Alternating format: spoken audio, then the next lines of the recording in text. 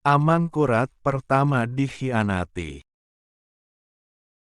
Awal Juli tahun 1677, pasukan Raden Trunajaya berhasil menguasai ibu kota Mataram seutuhnya.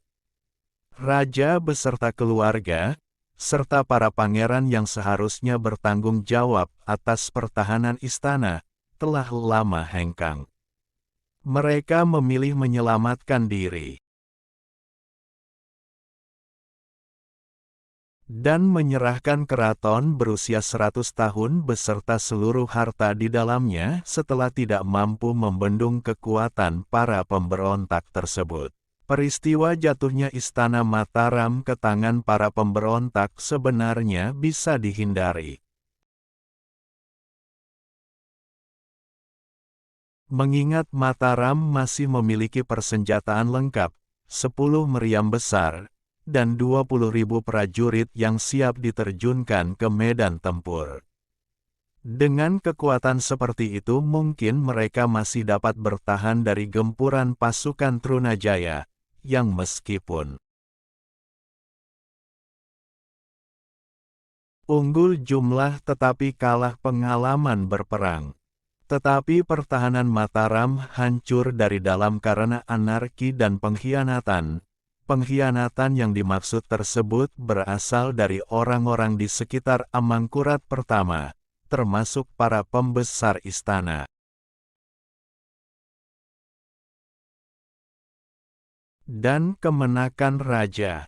Para pejabat tinggi Mataram memiliki keinginan memberontak jauh sebelum Raden Trunajaya melakukan kekacauan di Mataram. Pengkhianatan para pembesar istana terhadap Amangkurat pertama terjadi lantaran Sultan dianggap sudah tidak memiliki kemampuan untuk membawa kemajuan kepada kerajaan. Usianya pun sudah lanjut dan tubuhnya sudah digerogoti penyakit. Selain itu juga tersiar ramalan-ramalan di masyarakat tentang akhir abad Jawa. Mereka meyakini bahwa kekuasaan Mataram di bawah terah Amangkurat sebagai penghujung siklus abad tersebut. Banyak pembesar Jawa tidak mau lagi mengakui Amangkurat pertama sebagai raja mereka dan bergabung dengan kaum pemberontak. Pilihan yang sama juga ditunjukkan para kemenakan Amangkurat I.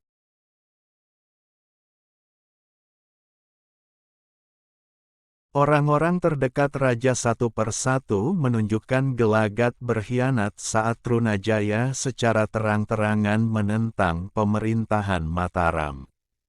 Satu yang mungkin paling keras dalam melakukan pemberontakan adalah keluarga Kajoran.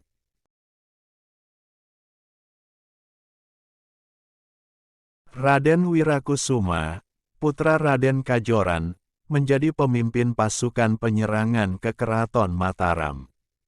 Dia berada di bawah pimpinan langsung Panglima Madura Mangkuyuda. Keluarga Amangkurat dan keluarga Kajoran memiliki tali persaudaraan yang kuat. Mereka terikat oleh hubungan perkawinan yang telah berlangsung sejak Ki Ageng Pamanahan, pendiri dinasti Mataram, berkuasa. Seorang putri Panembahan Agung Ing Kajoran menikah dengan putra Ki Ageng Pamanahan. Putri Kajoran itu pun dikenal dengan nama Raden Ayu Mataram. Sejarah dalam juga menuturkan bahwa Putri Amangkurat, Raden Ayu Wangsa Cipta menikah dengan Pangeran Raden Ing Kajoran. Setelah itu ada beberapa kemenakan Mataram dan Kajoran lain yang mengikat hubungan persaudaraan melalui perkawinan. Mungkin ada perbedaan mengenai bagian-bagiannya. Tetapi pada pokoknya cerita-cerita tutur itu sependapat bahwa pada mulanya terdapat hubungan baik antara keluarga Kajoran dan keluarga Mataram yang terwujud dalam perkawinan kedua belah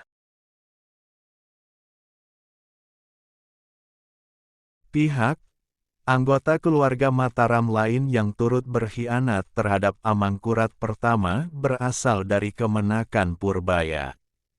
Dia bernama Raden Wirayuda, putra Wiramenggala, saudara Pangeran Purbaya.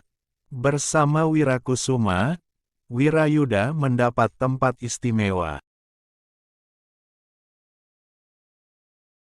Teman-teman tolong subscribe dan nyalakan lonceng channel Momo Ayo Belajar ini supaya dapat informasi menarik lainnya. Terima kasih. Bangunan setelah masjid besar, dan istana putra-putra Sunan yang tidak dibakar pihak pemberontak. Hal itu tidak mengherankan sebab telah lama leluhur Purbaya melakukan pembangkangan terhadap Amangkurat dan dianggap sebagai bagian dari pemberontakan. Panembahan Purbaya selalu membangkang terhadap kemenakannya, Sunan Mangkurat pertama, dan berkomplot dengan putranya. Oleh karena itu, keluarga Purbaya juga terdapat di kalangan pihak pemberontak, tidak hanya para pembesar istana dan kemenakan raja.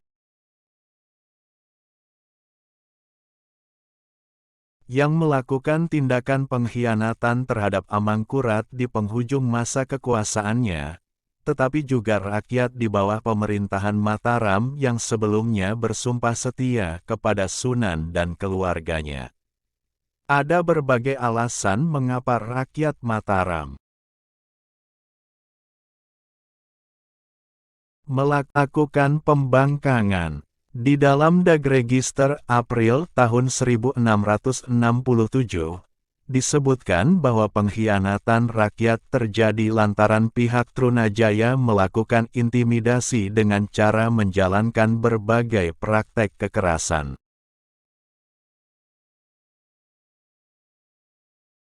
Di desa-desa yang mereka lewati selama perjalanan menuju ibu kota Mataram, para pemberontak itu menebar teror dan berbuat onar terhadap rakyat Mataram. Mereka juga memaksa rakyat ikut bergabung dalam aksi pemberontakan.